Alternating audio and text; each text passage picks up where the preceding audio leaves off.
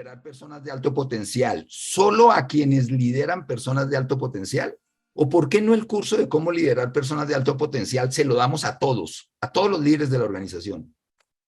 ¿Quién quita que si todos los líderes lideran a su equipo como si fueran de alto potencial, terminan siendo de alto potencial? Se dan cuenta que es un enfoque un poquito diferente. ¿Qué tipo de liderazgo necesita un equipo para crecer? Porque de pronto estamos acostumbrados a un liderazgo estilo así como muy heroico, ¿no? Capitán América, ¿no? Yo resuelvo todo. Si ustedes leen las grandes biografías de muchos líderes famosos de hace años, por ejemplo, la biografía del señor Ford, sensacional. Pero yo al leer ese tipo de biografías a veces me pregunto, bueno, ¿y qué hacía ese equipo o qué hacía esa organización cuando al señor Ford le daba gripa y no iba a trabajar? De pronto la época que estamos viviendo no es una época de grandes superhéroes, ¿Qué sino crees tú que vamos a recibir de ahí? Por favor, nos ayudan con su micrófono. ¿Sí? Va a haber momentos para preguntas, ahí todos abrimos micrófono. Entonces, pero de pronto el tema es, ¿qué tipo de liderazgo hacemos para que nuestro equipo sea la liga de los superhéroes? No para que yo sea el superhéroe que resuelve todo. Pero esto hay que sumarle, es un escenario más complejo. Los chinos tienen una frase que cuando te despides de un chino te dice que vivas tiempos interesantes. Hay gente que dice que es una bendición, pero también he escuchado que es una maldición. Estamos viviendo tiempos muy interesantes que afectan nuestro estilo de liderazgo, ¿sí? Todo lo que nos tocó vivir en los últimos 3 años, que no ha terminado, más otra cantidad de factores que se han dado, ¿sí? Externos, internos, desde factores políticos, desde...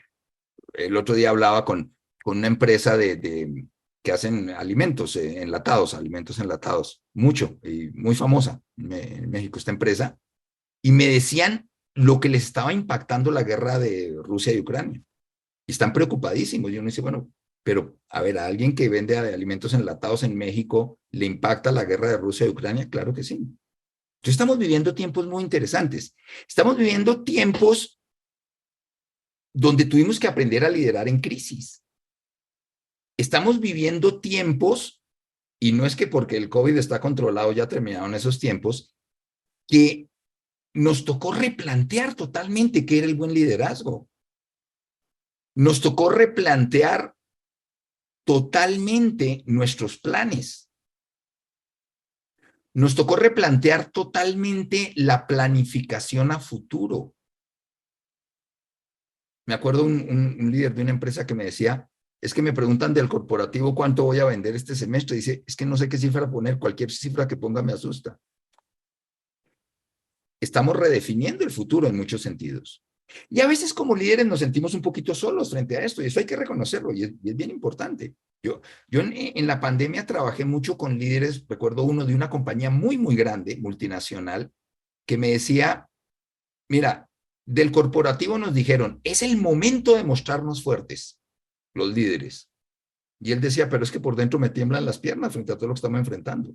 Pero mi gente no se puede dar cuenta que me tiemblan las piernas.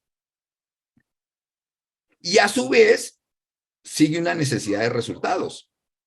Y a su vez nos exigen seguir creciendo. O le exigimos a nuestra gente seguir creciendo en condiciones totalmente atípicas. Entonces, como líderes, esto genera dudas, indudablemente. Esto genera frustración. Esto genera impotencia a veces. Y esto puede llegar a generar desesperación. Primera recomendación, y lo digo desde mi mayor buena voluntad y desde experiencia personal. Los líderes tenemos que aprender a saber pedir ayuda. Dejemos de pensar que somos Superman. Dejemos de pensar que somos Superman y que todo lo podemos resolver. Hay que saber pedir ayuda. Hay que saber ponernos vulnerables. Hay que saber conversar. Obviamente hay que escoger con quién y ponernos vulnerables y dejarnos ayudar. ¿Sí? Porque a veces los retos nos hacen sentir un poco solos. Déjenme contarles una pequeña experiencia. Yo viví en Argentina más o menos 1982, 1983. Una de las peores épocas, aunque últimamente no les ha ido muy bien, de la economía argentina. Estaba tan mal la economía argentina que allá el argentino es muy ácido y usa mucho el humor contra sí mismo, eso es bien interesante. Entonces, en esa época ya decíamos que todos éramos millonarios, pero ¿por qué éramos millonarios? Porque todos andábamos con un billete de 1.000.000 de pesos argentinos en el bolsillo. Pero es que en esa época, si mal no recuerdo, 1.000.000 de pesos argentinos creo que no era ni $1. Y era una crisis impresionante, 1982. Y súmenle la guerra de las Malvinas, y súmenle la caída del gobierno militar, etcétera. Bueno, el punto es que conocí a alguien que tenía una marquetería y vendía cuadros. Y le estaba yendo muy mal, como a todo el mundo. Bueno, este líder charla con su equipo y voy a hacer el cuento corto. Y fíjense lo que se les ocurrió. Uno, pensar en dónde no había crisis. Y en ese caso se dieron cuenta, el norte, los Estados Unidos. Pero también se dieron cuenta que en los Estados Unidos ser millonario es un sueño de todo el mundo. Y lo dicen sin problema. Y se dieron cuenta que los americanos, una costumbre que tienen es que el primer dólar que se ganan lo usan como una especie como de dólar de la suerte y lo llevan en la billetera siempre, o inclusive hay gente que lo enmarca. Bueno, pues este señor de esta marquetería, miren lo que hizo. Empezó a enmarcar el billete de 1.000.000 de pesos argentinos, que no era nada. Solo que le puso la frase, mi primer millón. Y empezó a exportar a los Estados Unidos cuadros grandes de pared y pequeños como de adorno de escritorio, y empezó a venderlos entre 50 y $100. Y los americanos felices comprando cuadros en donde el cuadro no era un billete de $1, sino era su primer millón, solo que era 1.000.000 de pesos argentinos. Entonces la pregunta es, a veces lo que llamamos crisis está fuera, bueno, indudablemente que algo hay de eso, pero este señor que era simplemente un marquetero, tiene una marquetería, se le ocurrió un negocio genial y le fue muy bien. Entonces, el punto es, hay que replantearnos un poco lo que es el liderazgo. Hay que darnos cuenta si el liderazgo que estamos aplicando con nuestros equipos nos aleja o nos acerca de nuestros equipos. Y hay algunos dilemas que hay que entenderlos. Por ejemplo, ¿hasta dónde enfocarme en la búsqueda de resultados, pero a su vez, hasta dónde aprovechar esos, llamémoslo así, resultados no deseados para que mi equipo aprenda cosas? ¿Y cómo equilibrar resultado con aprendizaje? Esto no es fácil. Esto no es fácil. ¿Cómo equilibrar resultado con aprendizaje? ¿Hasta dónde exigir y hasta dónde ser flexible, ser paciente cuando los resultados no se dan en condiciones atípicas en donde sabemos que no es tan fácil que se den? Ese es otro dilema del líder. ¿Hasta dónde hablar más o escuchar más? Porque otro de los mitos es que el líder tiene que hablar mucho. No sé, yo no estoy tan seguro si tiene que hablar mucho.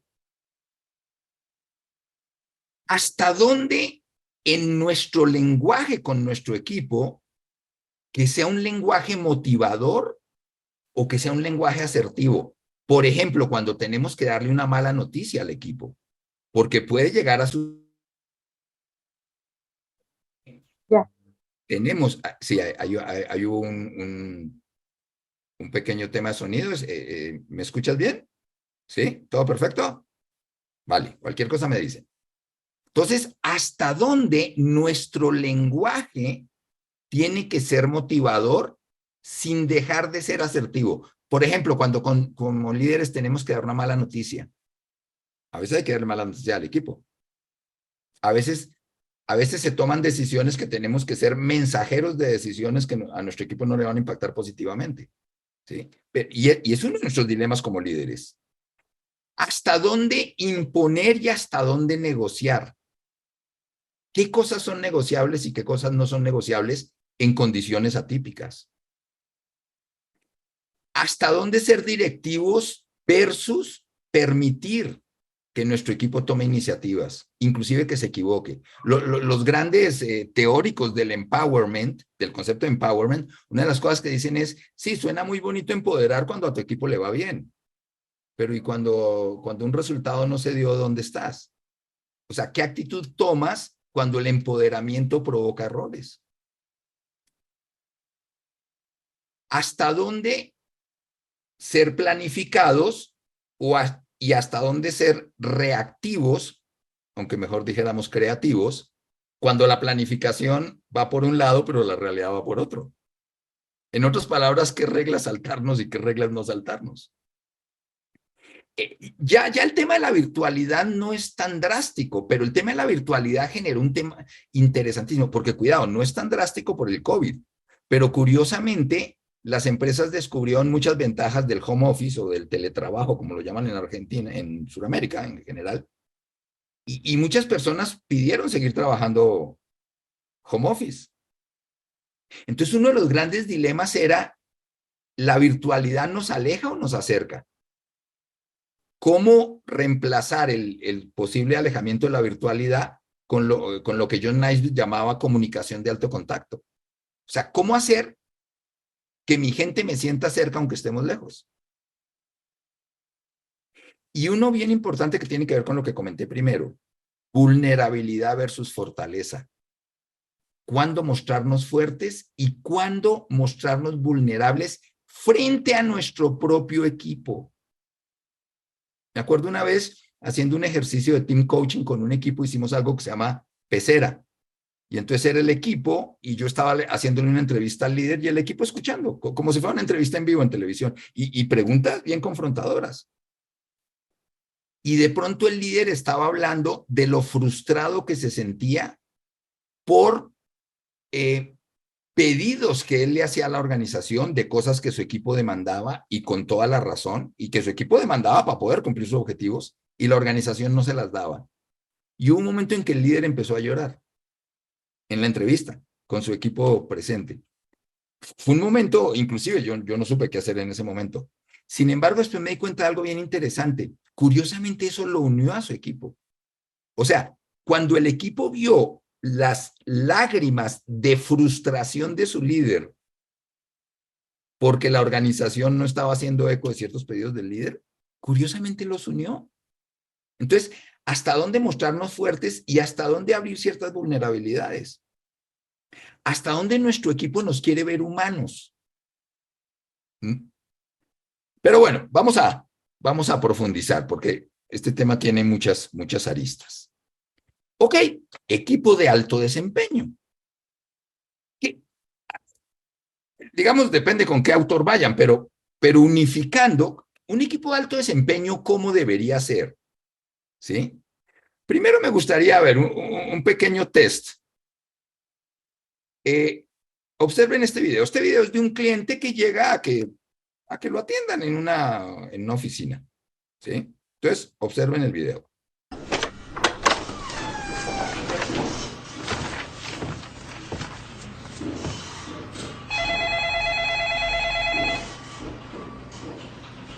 Entschuldigung. Hören Sie, können Sie mir helfen?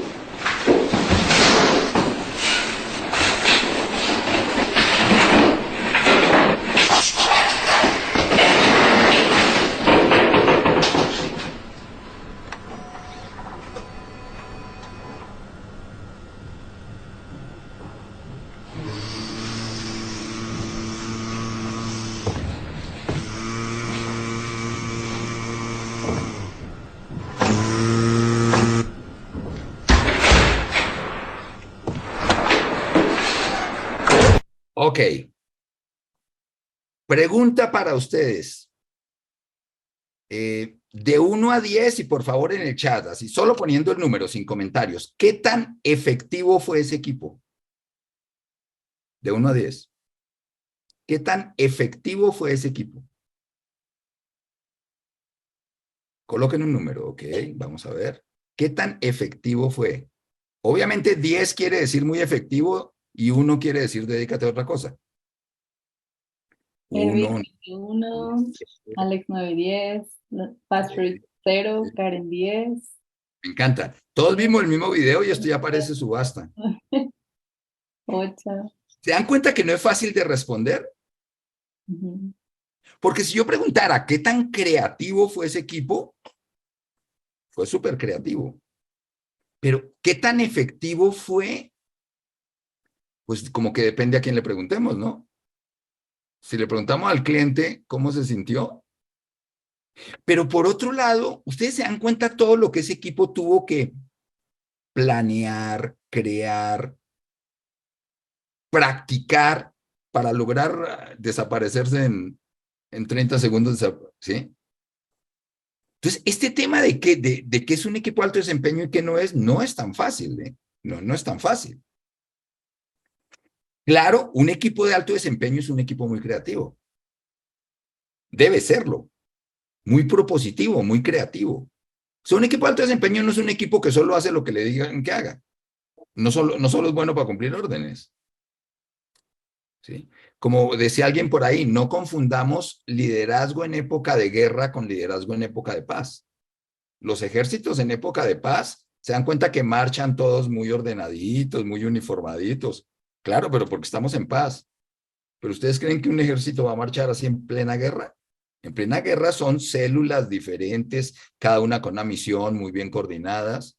O sea, no importa si estoy bien uniformadito y si estoy marchando muy uniformadito y muy uniforme y muy... No, las reglas son otras. Entonces, claro que un equipo de alto desempeño es creativo, debe serlo, pero también debe tener conversaciones maduras. Un equipo de alto desempeño tiene que ser un equipo de una comunicación muy asertiva entre los miembros del equipo y con su líder. Tiene que ser un equipo que sepa decirse sus verdades. Ahora, cuidado, no tan asertivo que no sea constructivo, pero tampoco no tan constructivo que no sea asertivo. ¿Sí? O sea, esto de que un equipo debe ser el club de los buenos amigos es muy relativo. Lo que debe ser es maduro en su manera de interactuar y de comunicarse. Un equipo de alto desempeño es un equipo que tiene mucho entusiasmo y mucha proactividad. Inclusive, por ejemplo, John Whitmore dice que una de las 10 características de un equipo de alto desempeño es el humor. Interesante, ¿no? Después, y quienes tomen un curso que luego al final les va a hablar, que es profundizar en todo esto que estamos hablando aquí, vamos a hablar de la relación entre el humor y la creatividad. Queremos que nuestro equipo sea muy creativo, pero somos demasiado serios. Hay que ser un poquito juguetón y humorista para crear. Humor y creatividad están muy relacionados. O sea, ¿qué es un chiste? Un chiste es una historia lógica con un final ilógico. Entonces, un equipo de alto desempeño tiene mucho entusiasmo y tiene mucha proactividad. Y un entusiasmo sano, natural. O sea, en otras palabras, es un equipo, están ahí porque ahí quieren estar. Robert Dills definía el liderazgo como crear un mundo al que la gente quiera pertenecer. Achiquemos un poquito el concepto. Por lo menos genera un ambiente de trabajo en el que la gente quiera estar. Empecemos por ahí. ¿Sí? Genera una dinámica de equipo que las personas quieran estar en tu equipo, no tengan que estar en tu equipo. Y un equipo de alto desempeño es un equipo que aprende de sus propias experiencias. Aprende de sus propias experiencias. Es lo que se llama, Peter Senge lo llama un equipo aprendiente. O sea, un equipo que es capaz de autoobservarse a sí mismo y tener conversaciones de aprendizaje para aprender de sus propias experiencias, que es muy diferente al equipo que se sienta en un salón a que le den un curso. Eso es otro boleto. Eso es que alguien venga y me enseñe algo concreto. No, no, no, aquí no estoy hablando de eso. A propósito, ¿sí? Pues el tema nos vuelve a llevar a lo mismo. ¿Qué tipo de líder necesita un equipo para hacer un equipo de alto desempeño? Sería un poco como decir qué tipo de entrenador necesita ahorita la selección mexicana. Porque si lo vemos de otra perspectiva, los jugadores son los que son. O sea, no podemos inventar un Lionel Messi de un día para otro. ¿Qué tipo de entrenador necesita para que a esos jugadores, porque esos son los que son, saque lo mejor de ellos? Entonces, ¿qué es lo que pasa? Y vamos como a lo esencial. Como líderes, tenemos dos grandes objetivos. Pongámoslo sencillo. Que el miembro del equipo logre resultados, o sea, nos contrataron para que nuestra gente logre resultados. Pero también y de la misma manera que aprenda a ser mejor, que se desarrolle. No puede ser que tu único objetivo como líder sea que el equipo logre resultados. Tampoco digo que no lo sea. Porque es como un motor que lo único que hacemos es acelerar, pero nunca lo aceitamos. Va a terminar fundiéndose el motor. Entonces, ¿cómo hacemos para que nuestra gente aprenda? ¿Qué es diferente a qué curso los mandamos? Cuidado. Aquí estamos hablando de un concepto de aprendizaje mucho más de fondo, ¿sí? Pero también entendamos ciertos dilemas como líderes. Por ejemplo, nosotros somos corresponsables de los errores de nuestra gente. ¿Sí me explico? O sea, si mi gente se equivoca, eso también me pega a mí.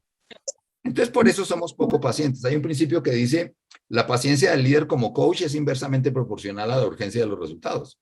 No tenemos paciencia para tener conversaciones de desarrollo con nuestra gente. Porque a nosotros también nos exigen resultados y somos corresponsables de esos resultados. Por otro lado, hay un tema evaluativo. No, quiero tener una conversación sincera con mi gente. ¿Alguna vez ustedes a alguien de su equipo le han dicho, oye, en esta conversación olvídate que soy tu jefe? Hablemos abiertamente, a ver, olvídate que soy tu jefe. Aquí soy tu amigo. ¿Sí? ¿Eso es real? O sea, ¿tú puedes dejar de ser el jefe de la persona cuando lo eres? No, ok. Yo puedo abrirme para tener una conversación a fondo con la persona, etcétera, sincera, lo que quieras, pero no puedo dejar de ser el jefe. Eso se llama rol primario y rol secundario. Mi rol primario contigo es que soy tu jefe. Entonces yo no puedo hacer nada que vaya contra mi rol primario, porque entre otras no funcionaría. Claro que te puedo escuchar, claro que puedo ser comprensivo con ciertas situaciones, por ejemplo, personales, pero no puedo dejar de evaluarte, no puedo dejar de exigirte, porque entonces estaría atentando contra mi rol primario. Y esto también es importante saberlo, porque a veces es como muy idealista. No, también hay que ser realistas en eso. Siempre el resultado será más importante que el aprendizaje y el desarrollo de las personas en las organizaciones.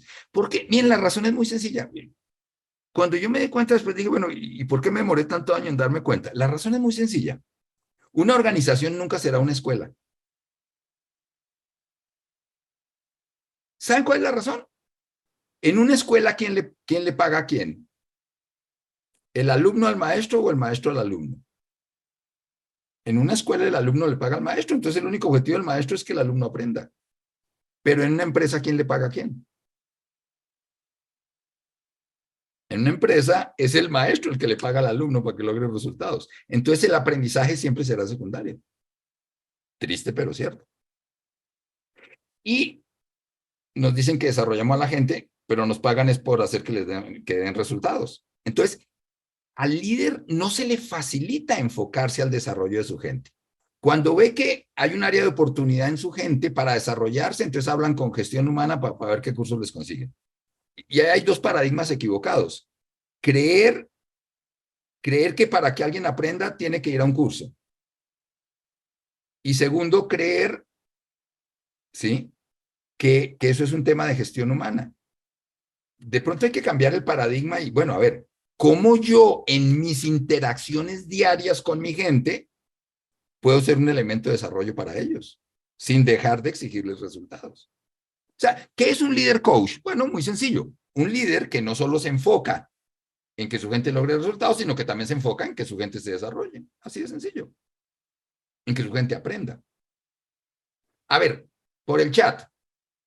Si yo fuera marciano, imagínense que soy marciano, acabo de llegar a la Tierra, y oigo por primera vez la palabra aprendizaje, nunca la había oído. La palabra aprender.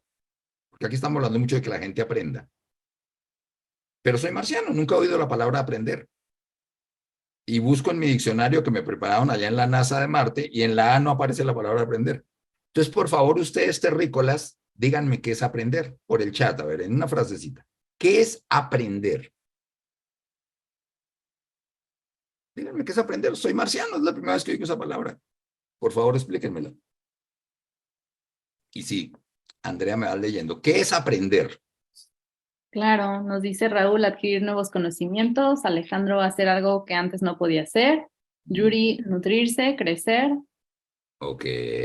Bueno, voy a hacer preguntas de niño chiquito. Nutrirse, crecer, ¿para qué? ¿Para qué? No estoy diciendo que no esté de acuerdo, estoy preguntando ¿para qué? ¿Para qué aprender? Díganme ustedes. Ahí lo mismo por el chat. ¿Para qué es bueno que aprendamos? Ya sabemos qué es aprender, ahora, ¿para qué aprendemos? A base de repetición, adquirir una experiencia nueva para ser una persona saludable en conocimiento y poder compartir conocimiento. Es un Ajá. proceso de adquirir conocimientos, habilidades y valores. Ok, ¿para qué? Aquí ya apareció algo interesante, compartir. O sea, no te quedes con aprendizaje, compártelo, vale. ¿Qué más? ¿Para qué más aprendemos? Para resolver problemas y evitar errores. Ante. Aquí ya apareció la palabra resultado, porque hablar de resolver problemas, evitar errores. Entonces, ¿qué es aprender en términos de adultos? Y va muy en la línea de lo que ustedes están diciendo. Aprender es darnos cuenta de que de lo que nos tengamos que dar cuenta. Para desde ese darnos cuenta, generar comportamientos muy seguramente diferentes que nos hagan más efectivos frente a un resultado deseado. Eso es aprender. Darme cuenta de lo que tenga que darme cuenta y desde ese darme cuenta hacer cosas diferentes que me acerquen a un resultado. ¿Se dan cuenta que es súper pragmática la decisión? Perdón, la definición. No es una definición teórica. Ahora, yo como líder, ¿qué tipo de interacciones tengo con mi equipo y cómo le hago para que mi equipo, en lo individual y en lo grupal, aprendan? ¿Se dan cuenta que no es mandarlos a un curso? Estamos hablando de otra cosa. Claro, que bueno que las personas vayan a un curso. Pero el que yo vaya a un curso, no necesariamente por eso cambié. Me ayuda, indudablemente. Me dan técnicas, me dan conceptos interesantes. Sí, pero si no me doy cuenta de ciertas cosas, no hay cambio. Entonces aquí empiezan los descubrimientos interesantes. Uno, el aprendizaje no está en el resultado, está en el camino para llegar al resultado. ¿Y a qué me refiero con esto? Muchas veces los líderes estamos mucho en el mundo de acción-resultado. Entonces el 99% de nuestras conversaciones con nuestros colaboradores son ¿qué hacemos? ¿Qué logramos? ¿Qué estás haciendo? ¿Cómo lo puedes hacer diferente para lograr cosas mejores? ¿Se dan cuenta? Es una conversación de acción-resultado. Y está muy bien, porque es una conversación muy práctica. Y entre otras cosas, pues nos pagan para que nuestro equipo dé resultados. Y entonces, ¿qué sucede? Si solo tenemos conversaciones de acción-resultado, entonces cuando el resultado se da y se da bien, pasamos directo al premio, la felicitación, el bono, la comisión, qué sé yo, y a buscar otros resultados, ¿sí? Cuando el resultado no se da, entonces ahí vienen las conversaciones complicadas. ¿Qué fue lo que pasó aquí que no lo logramos? Resulta que el aprendizaje está en el camino para llegar al resultado. Entonces, uno de los grandes errores que cometemos, y por ejemplo yo lo veo en equipos comerciales, es, este mes vendimos 20% más de lo esperado. Tremendo premio, tremenda pachanga, buenísimo, está muy bien que hagan eso. Pero rara vez dicen, bueno, a ver, ¿qué fue lo que hicimos diferente para lograr ese resultado? O sea, ¿ese resultado se dio porque hicimos las cosas bien o simplemente porque el mercado no fue favorable en ese momento o porque nuestro competidor quebró o qué sé yo? ¿Qué fue lo que hicimos bien? ¿Qué fue lo que hicimos diferente para haber excedido ese resultado? Porque si no tenemos eso claro y consciente, no lo vamos a poder replicar. A eso me refiero con conversaciones de aprendizaje. No solo cuando las cosas van mal. A ver, ¿qué fue lo que pasó aquí? Porque cuando las cosas van mal, pues ¿quién quiere tener esa conversación? Entonces, las experiencias diarias son la mejor fuente de aprendizaje de un colaborador. En otras palabras, hay que conversar más con nuestra gente. Y hay que ayudarlos, y aquí no estoy jugando con las palabras, esto tiene mucho más fondo. Hay que ayudarlos a aprender, hay que ayudarlos a que aprendan lo que nadie les puede enseñar. Como a los hijos. Muchos de ustedes muy seguramente tienen hijos adolescentes. Imagínense que su hijo adolescente es un poco irresponsable. Y ustedes ven un curso anunciado y a buen precio y todo, que se llama ¿Cómo ser responsable? ¿Mandarían a su hijo a un curso de cómo ser responsable? Van a estar botando el dinero. Porque ser responsable no me lo puede enseñar nadie. Me pueden ayudar a que yo lo aprenda, pero no me lo pueden enseñar. Eso no se enseña. ¿Sí? Y hay muchas cosas que nuestro equipo tiene que desarrollar que no son enseñables, pero sí son aprendibles. ¿Cómo los ayudamos a que aprendan? Esto lo ahorita vamos a entrar a algo más concreto. Es como un embudo esto. Hay que entender que como líderes nos pagan más por conversar que por hacer. ¿Se dan cuenta? La mayoría de tiempo estamos conversando con equipos, con otros equipos, con clientes internos, con externos, con esto. O sea, un líder se la pasa conversando. Entonces la pregunta es, bueno, ¿qué tipo de conversación estás teniendo? ¿Y qué tanto esas conversaciones? O sea, el equipo es una red conversacional. Entonces, estas conversaciones que tienes con tu equipo, estas conversaciones que tienes con tus clientes internos, con tus pares, con tu jefe, con tus clientes, ¿están ayudando o no están ayudando? Ese es el tema. Ahora, cuando aquí hablo de conversaciones, no solo me refiero a conversaciones verbales, interacciones. Es un concepto más amplio de conversación. ¿Qué tanto a ti y a tu equipo le ayudan esas conversaciones? ¿Qué impacto están teniendo la manera como conversas con tu equipo? ¿Qué tanto son conversaciones que abren o cierran posibilidades? Por ejemplo, hay un concepto muy bonito, muy interesante, que se llama la crisis de la crisis. No sé si lo habían oído. La crisis de la crisis. O sea, la crisis es algo, factores externos que hacen que, bueno, como dicen, hacen que el sistema pierda un acceso momentáneo a sus propios recursos como sistema. Eso se llama crisis. Y es real y es externa. Pero con el tipo de conversaciones que tenemos podemos estar generando una crisis sobre la crisis. Es como, las conversaciones son como una espiral, o una espiral ascendente o una espiral descendente, depende del tipo de conversaciones. Entonces, el tema es cómo conversas con tu equipo. Pero bueno, focalicemos esto en cosas más concretas. Tú vas a tener 3 tipos de conversaciones con tu equipo. 1, vas a tener conversaciones con la persona. Vas a tener conversaciones con el trabajador, que es la misma persona, pero son conversaciones diferentes. Y vas a tener conversaciones con el equipo, o sea, con todos juntos.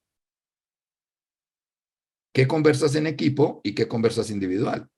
Y ahí generamos unas confusiones impresionantes. Yo he visto líderes que, por ejemplo, usan la estrategia de te digo Juan para que escuches Pedro, o madrean a Pedro para que los demás vean que es un líder muy exigente, pero nunca se pusieron a pensar cómo quedó el pobre Pedro después de la madreada en público. De pronto, si esa madreada hubiera sido en privado, Pedro hubiera aprendido más. O sea, caemos en el error que caen los hipnotizadores de espectáculo, ¿no? Hacen pasar a alguien, lo hipnotizan, lo ponen a cacarear como gallina, luego lo devuelven al público, todo el mundo se atacó de la risa, todo el mundo salió dándose cuenta que el hipnotizador es un excelente hipnotizador, pero nunca se ponen a pensar cómo quedó la persona que cacareó como gallina cuando vuelve a su lugar y le cuentan que cacareó como gallina. Eso sí no importa. Uno dice, no, pero a ver, conversaciones con la persona. Si yo soy el jefe, aquí venimos es a trabajar. ¿Alguna vez escucharon esto? Todo tema personal todo tema personal de impacto en el trabajo es un tema de trabajo. Todo tema personal de impacto en el trabajo es un tema de trabajo. Eso de que persona por un lado y trabajador por otro, eso no es real. Yo no conozco la primera persona que tiene dolor de muela en la casa y llega al trabajo y se le quitó el dolor de muela. No conozco la primera persona que tiene un hijo enfermo y llega al trabajo y se le olvidó que tiene un hijo enfermo. No conozco la primera persona que se peleó con el jefe y llega a la casa y se le olvidó que se peleó con el jefe. Esa frontera no existe. Entonces, ok, queremos desarrollar a nuestra gente, queremos ayudarlos, queremos que saquen lo mejor de sí. Vamos a algunos tips un poquito más concretos. Primero, y voy a poner un ejemplo. Ricardo, Sí, por favor, dale. ay, perdóname. Si quieres, bueno, antes de pasar a esta como nueva parte, no sé Interrumpen si todos los quieras días. que mencionemos algunas preguntas que hay Adelante, y por ya, favor. Sí, digamos sí, que claro, claro. continuamos con esa parte. Me parece que son unas poquillas. Igual si Dale, alguien dale. tiene de estos puntos, bueno, Dale, estaría perfecto, las pueden poner por el chat. Entonces, bueno, la primera pregunta que tenemos es, ¿hasta dónde consideras que es bueno ser vulnerable con tu equipo? Es decir, a veces te sientes con falta de claridad o emocionalmente sobrepasado. ¿Hasta dónde es bueno compartir eso? Porque sentimos el peso de siempre tener que mostrar la mejor cara. claro. Yo te diría hasta donde eso te acerque a tu equipo y no te aleje de tu equipo. O sea, es que una cosa es que te vean vulnerable y otra que te vean débil, son cosas diferentes. Sé vulnerable hasta donde eso te acerque. Ahora, no es actuar, a ver si me explico, no es actuar a que soy vulnerable. A ver, pídele ayuda a tu equipo. ¿Sí me explico? A eso me refiero con vulnerabilidad. ¿Sí? Sé vulnerable en aquello que te acerca al equipo. Obviamente también busca tus espacios. Digo, a veces con una buena cerveza y después de las 6 de la tarde nos vamos con un cuate, un colaborador o una persona del trabajo del mismo nivel y bueno, ahí puede ser más vulnerable, lo que quieras. Pero, o bueno, busca ayuda profesional si fuera el caso. Hay que saber buscar ayuda profesional. Buscamos ayuda profesional para todo menos para nosotros mismos. Se daña el auto y lo llevamos al taller de, sí. O sea, se daña el asiento y lo llevamos al carpintero. Y nos dañamos nosotros y no lo llevamos a ningún lado. Pues, ¿cómo? Entonces, sí, yo diría, no confundamos vulnerabilidad con debilidad. ¿Sí? Y hay cosas que, ok, no las hablas con tu equipo, pero busca dónde hablarlas. Si fuera el caso, ¿no? No necesariamente con tu jefe, por mucha confianza que le tengas. A veces es bueno también saber buscar ayuda. Perfecto. ¿Saben cuándo yo busqué ayuda de este tipo? Miren que me dedico hace muchos años a coaching y todo esto, pero a veces somos medio heroicos y medio incongruentes, ¿no? Porque andamos haciéndole coaching a medio mundo, pero cuando necesitamos coaching no lo buscamos, ¿no? Una vez que me dio técnicamente se llama un burnout, y estuve fuera de circulación 15 días. O sea, mi cuerpo y mi cabeza me dijeron a descansar. 15 días sin trabajar. Y no me preguntaron ni me pidieron permiso por exceso de trabajo.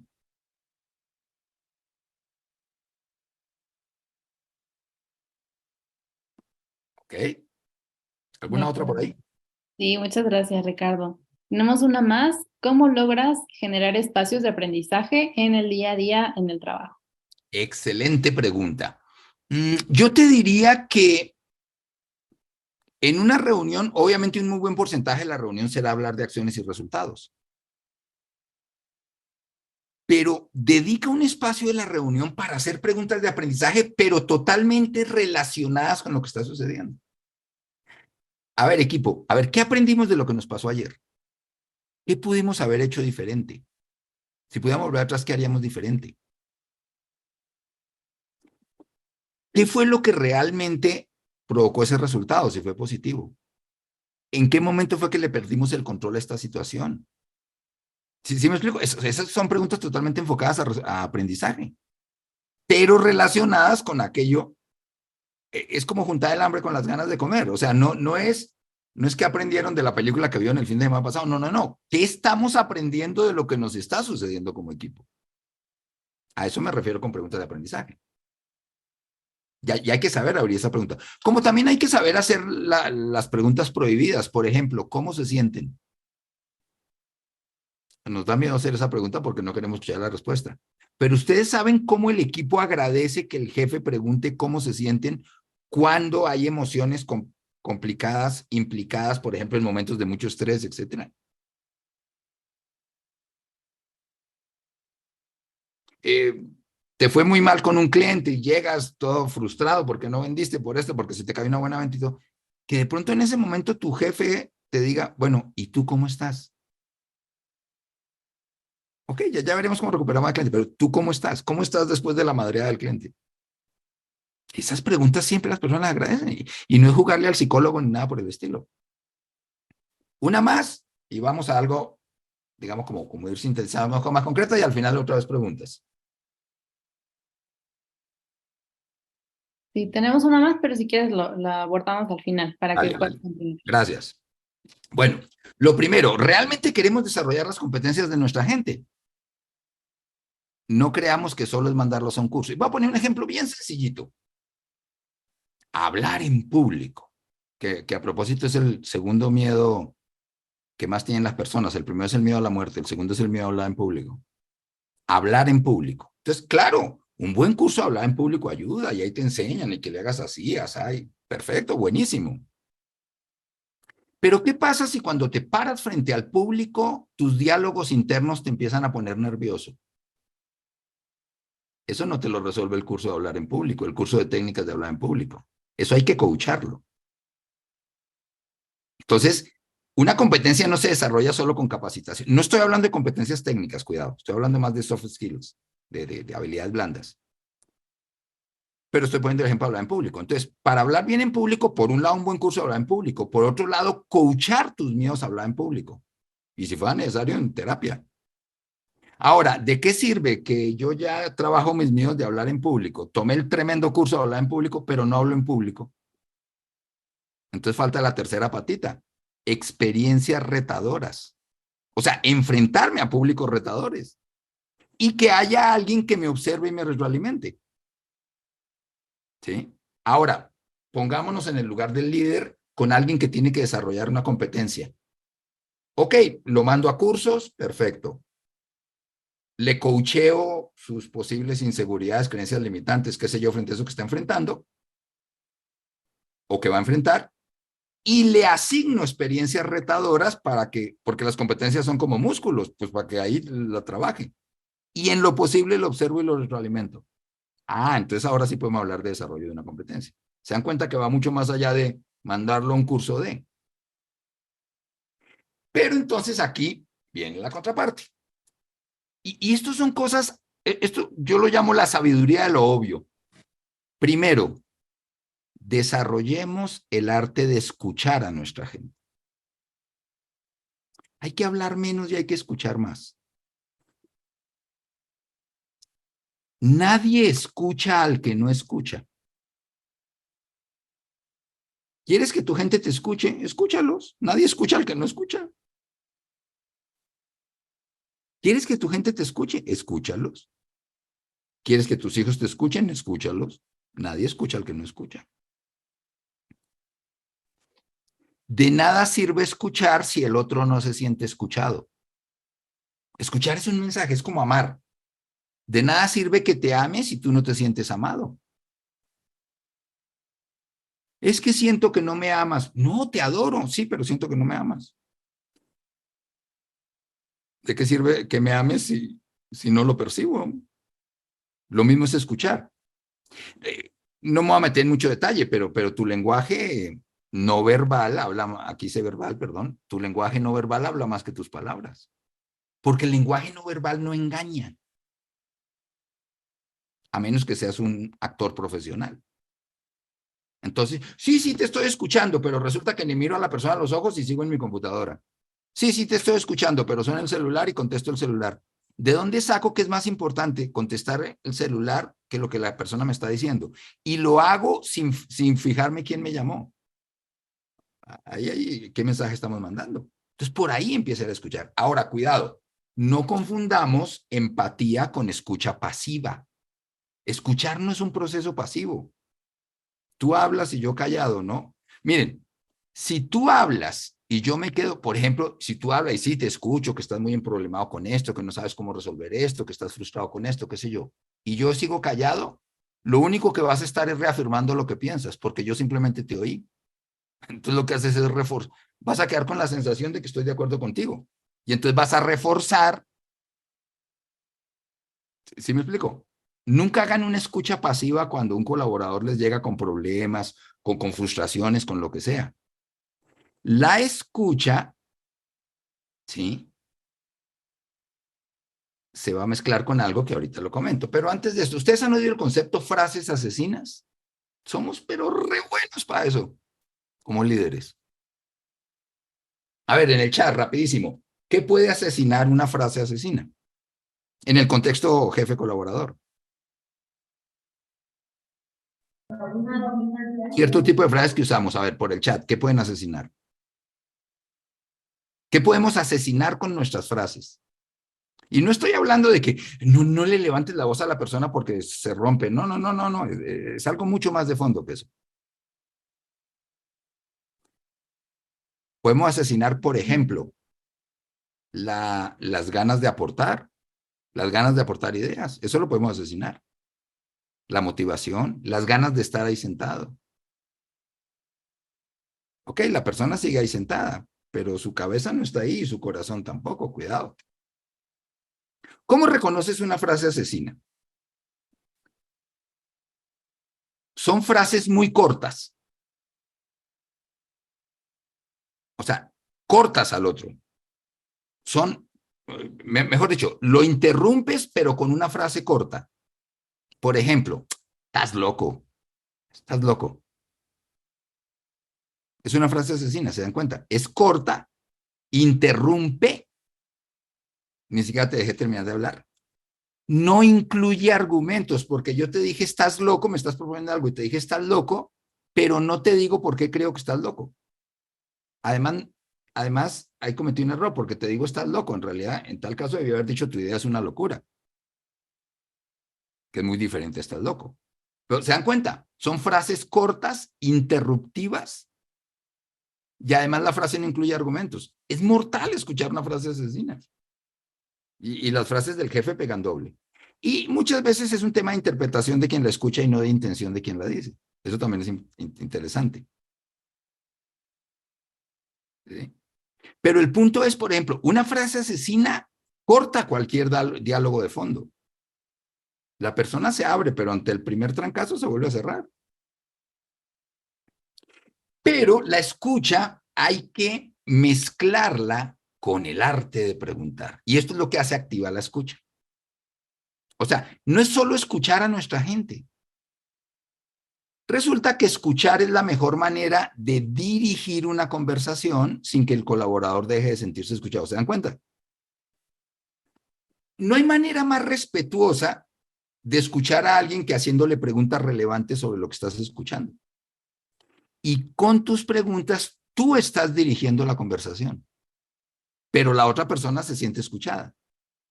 Porque inclusive la proporción pregunta-respuesta es de 10-1 en términos de duración. ¿Cuánto dura tu pregunta versus cuánto dura la respuesta del otro? Entonces el otro sigue hablando, pero tú estás dirigiendo la conversación, la estás dirigiendo hacia lo relevante.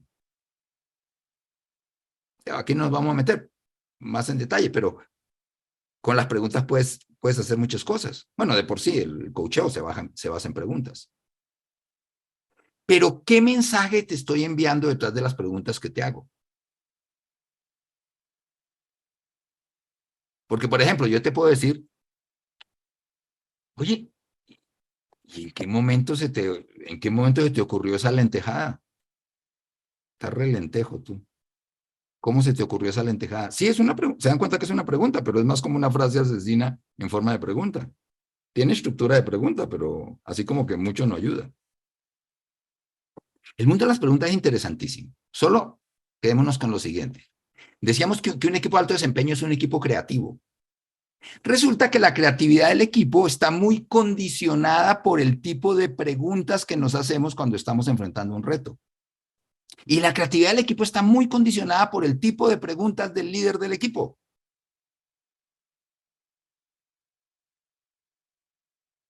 Queremos que las personas piensen fuera de la caja.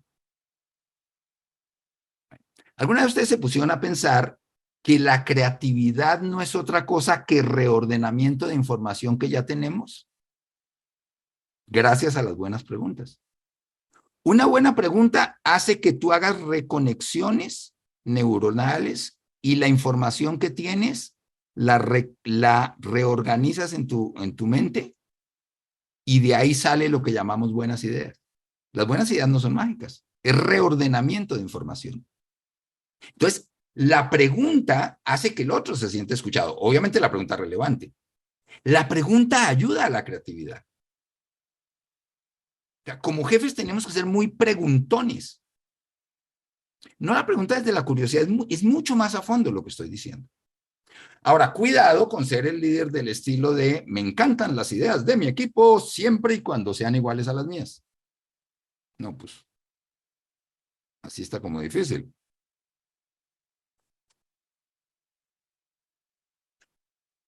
Y para ir cerrando esta parte, queremos que nuestra gente sea muy propositiva. La verdadera creatividad no está en la diversidad de ideas, está en la diversidad de miradas. A veces, a ver, hagamos una tormenta de ideas y a quién se le ocurre otra manera diferente.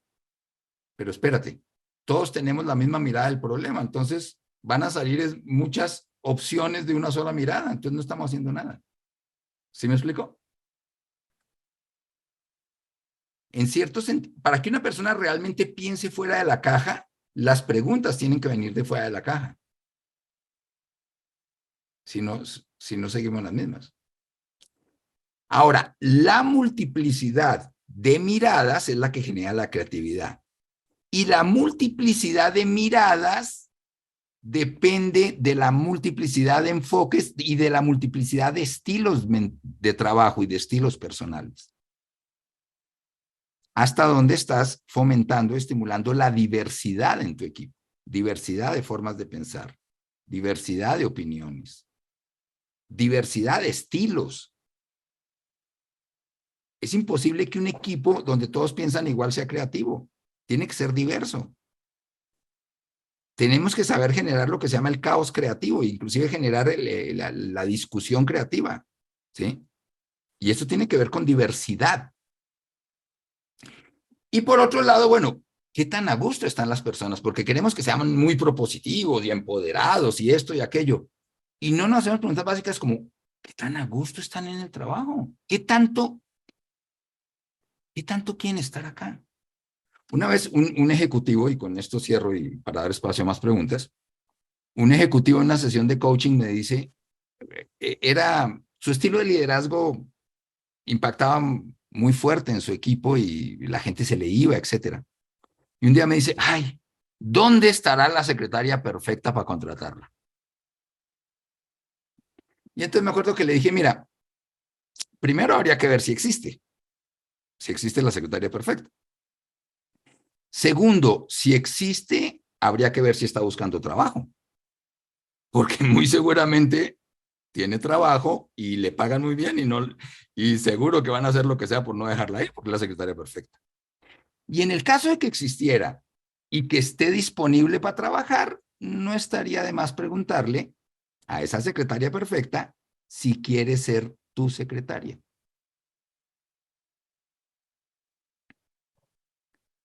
Así es el mundo del liderazgo.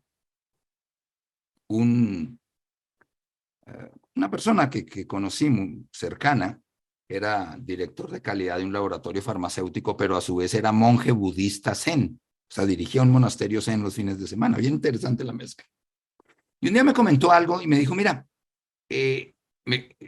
hablando de liderazgo, y me decía, mira, en India hay una como, bueno, hay como, iba a decir sectas, pero son castas más bien, y hay una casta que son los trabajadores de elefantes. O sea, trabajan con elefantes de carga. Y le pasan como ese expertise de cómo manejar un elefante de carga a sus hijos y sus hijos a sus hijos, etcétera. Y tú puedes ver un niño de 10 años montado en un elefantote que mueve no sé cuántos toneladas de troncos, y el niño con una varita mueve al elefante. Lo que pasa es que sabe hacerlo. Entonces me decía esta persona que se llama Eduardo, me decía, fíjate qué metáfora tan bonita de liderazgo. La pregunta es, ¿dónde te colocas tú como líder? Porque si tú te colocas como el niño, entonces vas a ver a tu equipo como un gran elefante capaz de mover muchos troncos.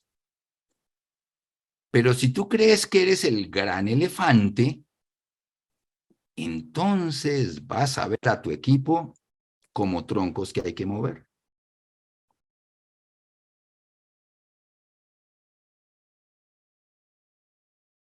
¿Dónde te colocas como líder?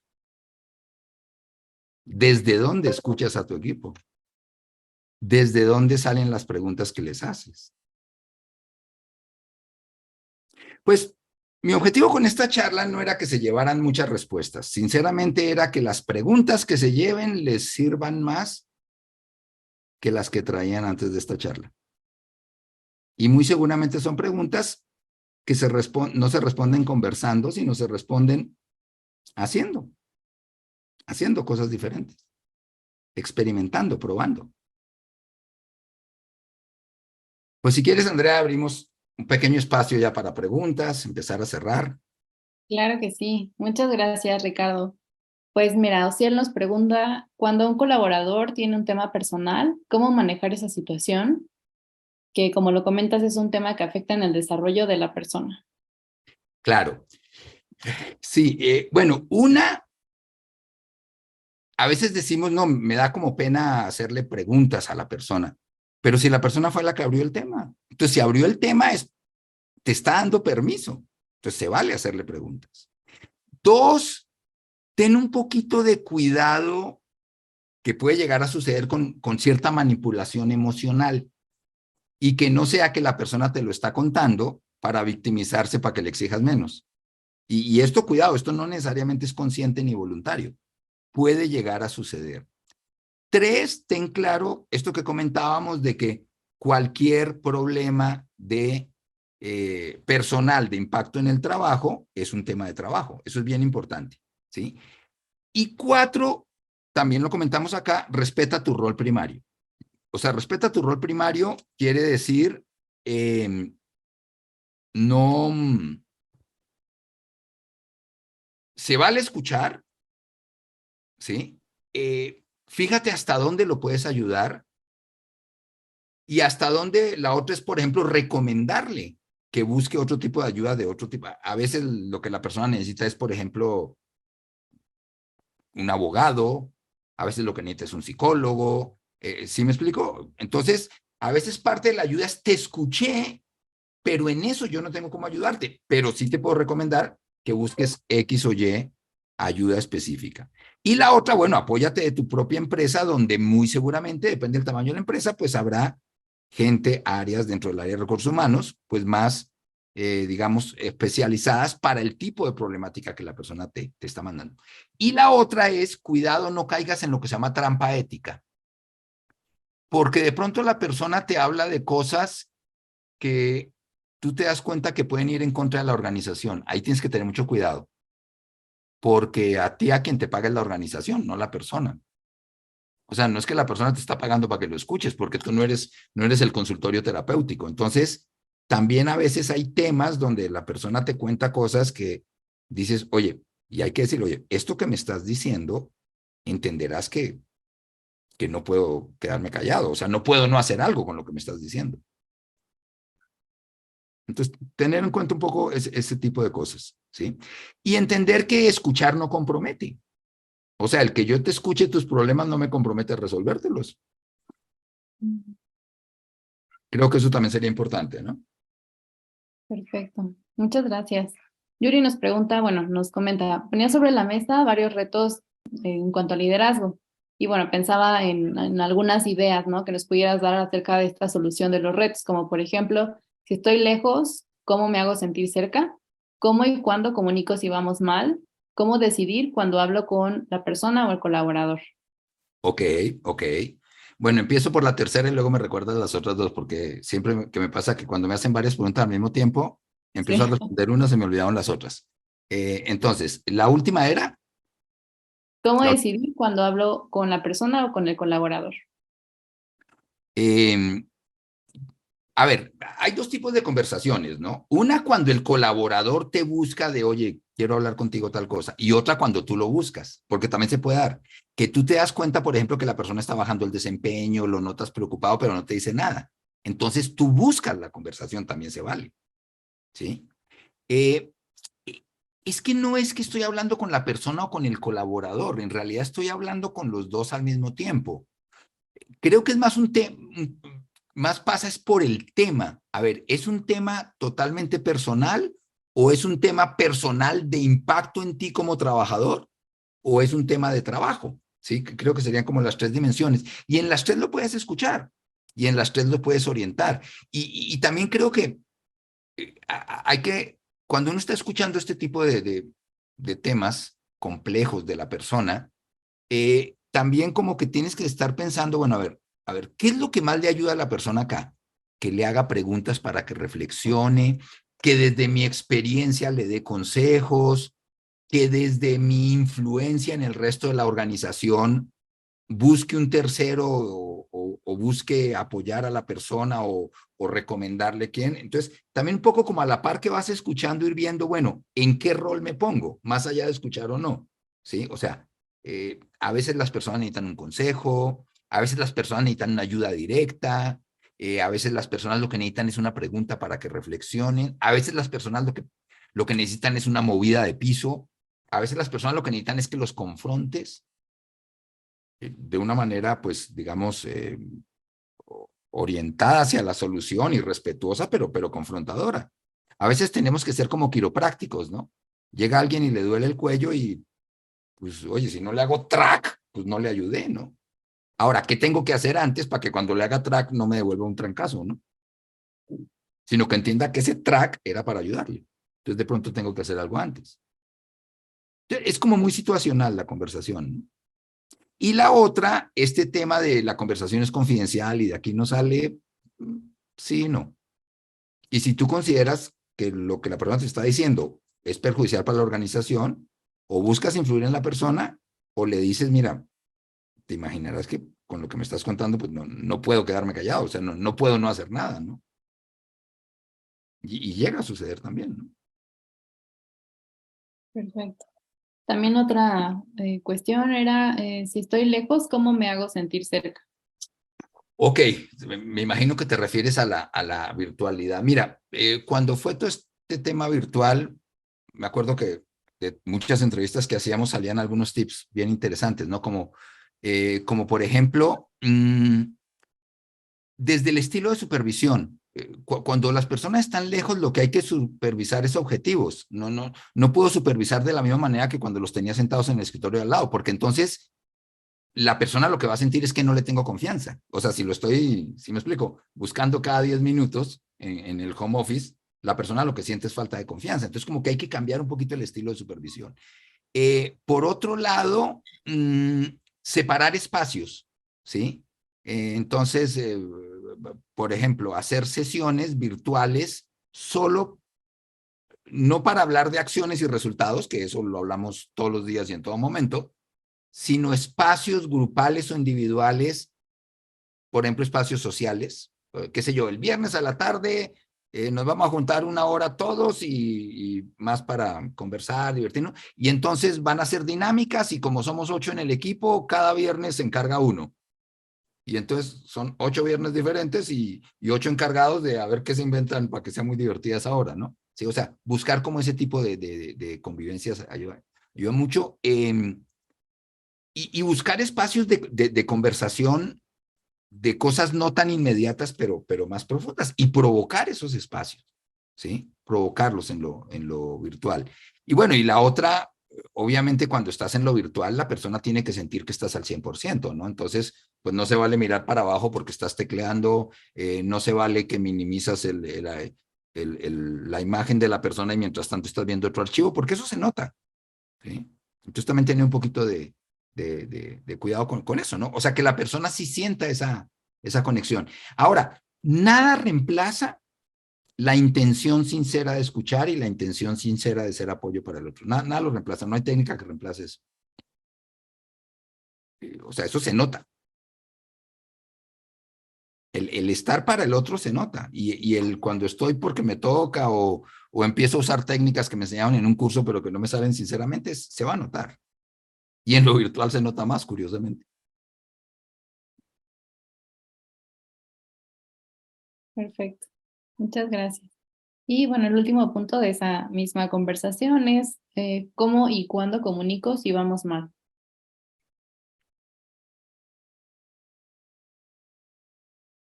Ok. Tal vez primero yo me haría una pregunta a mí mismo y es, ¿para qué quiero comunicar esto? O sea, ¿qué es lo que quiero que pase al comunicar esto? Quiero que se preocupen, quiero que se les mueva el piso y reaccionen, quiero que se preparen a algo inevitable que va a suceder, pero que se preparen con tiempo. Si me explico, ¿qué es lo que quiero que pase al decirles lo que les voy a decir? Entonces tiene que haber como cierta estrategia en función de lo que quieres que pase, ¿no? De pronto, una mala noticia es algo que no puedes evitar o algo que de pronto tú simplemente eres el vocero de eso, pero sí puedes manejar la estrategia de cómo y cuándo lo digo, si no para provocar un impacto positivo, por ejemplo, para minimizar un impacto negativo. Claro que se puede. A veces hay cosas que es mejor decirlas en grupo y ahí veo la reacción de todos, pero a veces hay otro tipo de temas que es mejor manejarlos individualmente, habría que ver. Pero el punto de fondo, desde mi perspectiva, es ¿qué es lo que quiero o necesito que pase después de que escuchen lo que les voy a decir? Y desde ahí armo mi estrategia, ¿no? Perfecto. Muchas gracias, Ricardo. Tenemos, bueno, un par de preguntas más. ¿Cómo poder cambiar la percepción que tiene mi equipo de mí cuando se percibe, bueno, se me percibe como el enojón?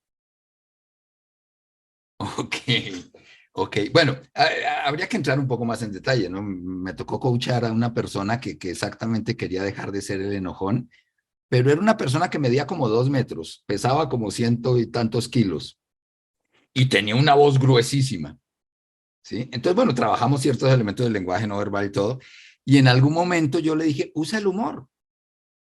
Porque además le gustaba usar el humor. Pero entonces resulta que cuando usaba el humor, era un humor tan ácido que lo que hacía era ofender. Llegó un momento en que le dije, ¿sabes qué? Cambiamos de estrategia, ya no uses el humor. O haz algo interesante, usa el humor contra ti mismo. En una reunión, por ejemplo, búrlate de ti mismo. Y ahí le empezó a funcionar. ¿Sí? Habría que revisar si me perciben enojón por mi lenguaje no verbal, por ejemplo, por mi tono de voz, etcétera. A ver, el que me perciban enojón no necesariamente quiere decir que me estoy enojando, ¿sí me explico? Entonces, creo que tendrías un poquito como que revisar más a fondo, busca personas cercanas de confianza o un coach, qué sé yo, que te observe, por ejemplo, que te hagan lo que se llama shadow coaching, coach sombra, que te observe, por ejemplo, dirigiendo una reunión y que te pueda después retroalimentar de, mira, es que lo que pasa es esto, lo que pasa es que manoteas demasiado, qué sé yo, de pronto te pones de pie y los otros sentados y los miras de arriba para abajo, ¿sí? O sea, alguien de tu confianza que observe tu lenguaje verbal y no verbal en cierto tipo de contextos y te pueda dar una retro muy específica, ¿no? Porque habría que ver si es que eres un enojón o es más un tema de cómo estás mandando el mensaje, ¿no? Digamos que habría que revisarlo como más en detalle el tema, ¿no? Perfecto. Muchas gracias.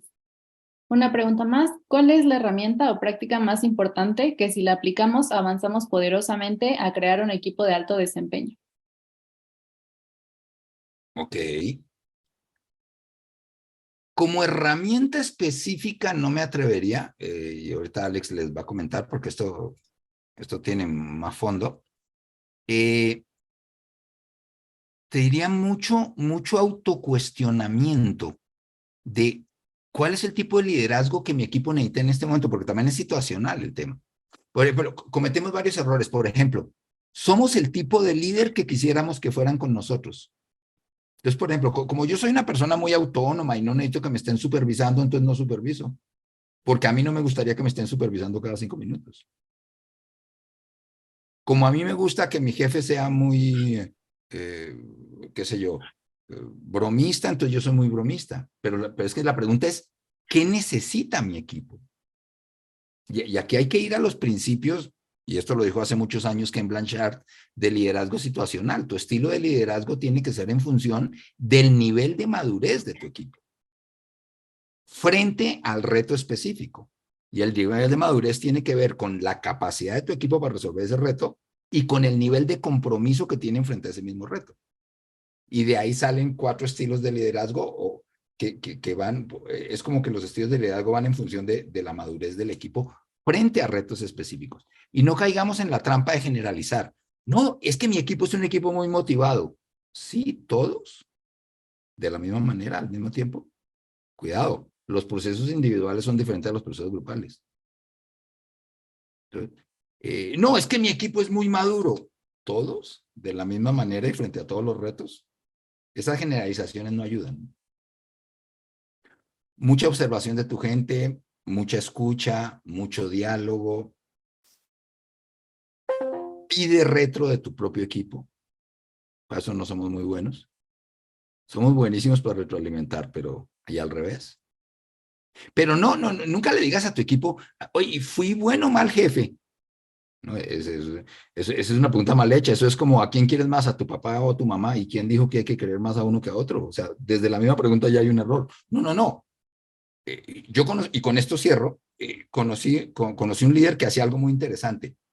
Cada viernes se iba a comer con un colaborador, fuera de la oficina, lo invitaba a comer, de su equipo directo. Y entonces, bueno, charlaban de varias cosas y todo, pero él siempre se aseguraba de hacerle 3 preguntas. Una pregunta era, ¿cómo te sientes? ¿Cómo te sientes en el área? ¿Cómo te sientes en el equipo? ¿Cómo te sientes frente a los... ¿Cómo te sientes en la línea de cómo te sientes? Otra era,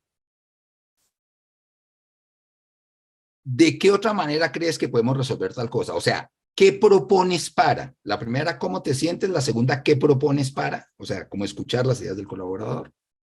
Y la tercera era muy bonita. ¿Qué apoyo necesitas de mí para lograr todo esto? ¿Qué más necesitas de mí como líder para lograr todo esto? Y siempre se aseguraba en esos almuerzos hacer esas 3 preguntas.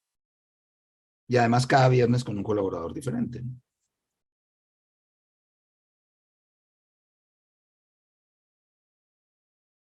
Perfecto. Pues muchas gracias, Ricardo, por todo este conocimiento, estas aportaciones, pues este gran valor que nos diste el día de hoy. Esperemos que pues para todos haya sido pues muy agradable este momento y que hayan aprendido mucho. Como bien lo decía Ricardo, pues probablemente salgamos con más reflexiones, más preguntas, pero que mucho se pone en la práctica, ¿no? Y ahí es el gran trabajo, ¿no? Entonces, bueno, pues justo con esa intención les queremos también compartir pues información adicional para aquellos que también estén interesados, ¿no? En poder desarrollar sus equipos y bueno, demás. Entonces, Sí, gracias, Andy. Pues muchas gracias, Ricardo. Fue una sesión espectacular. Me llevo muchos aprendizajes, sobre todo muchas más preguntas para seguir dándole vuelta y gracias por plantearnos estos temas en nuestro día a día. A veces se nos olvidan por el rush que traemos y la verdad valiosísimo y estoy convencido que un buen líder y un buen equipo es el elemento más importante para el logro de resultados, ¿no?, de una organización. Es por eso que los queremos invitar a los que les interese profundizar más sobre estos temas, llevarse herramientas ya muy concretas, trabajarlas en equipo, dialogar con otros líderes. Pues justamente hemos diseñado este taller que Ricardo, bueno, amablemente viene a impartirnos aquí a Puebla. Es el día 3 de marzo, de 9 de la mañana a 5 de la tarde, es todo el día, incluido comida, incluida coffee break.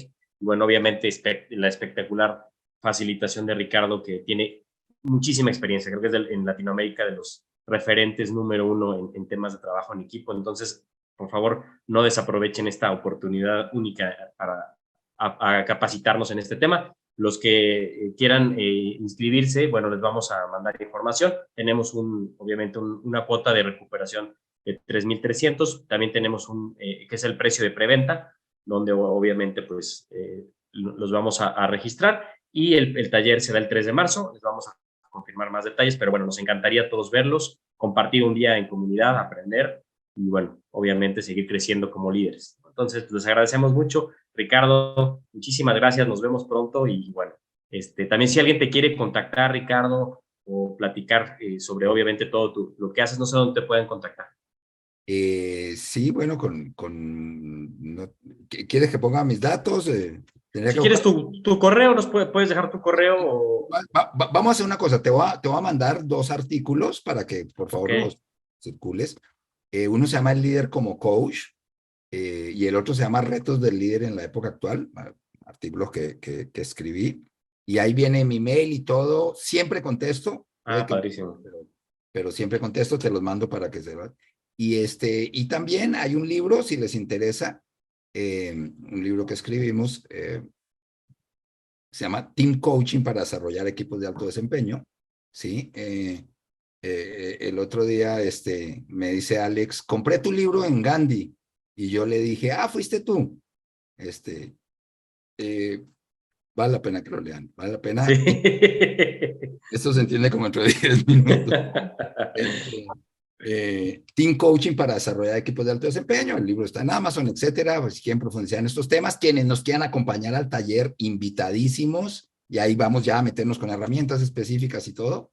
Y bueno, pues encantadísimo de estar. Los artículos te los hago llegar ahorita más tarde para que a todos los que asistieron. Y ahí está mi mail y todo, que quien quiera, quien se quede con alguna pregunta, algún comentario, con muchísimo gusto. Buenísimo, Ricardo. Pues muchísimas gracias. Pues gracias a todos los que se unieron a esta sesión. Les deseo una excelente tarde y bueno, pues muchísimas gracias a todos. Que tengan excelente resto de día. Muchas gracias, Ricardo. Hasta luego. Gracias.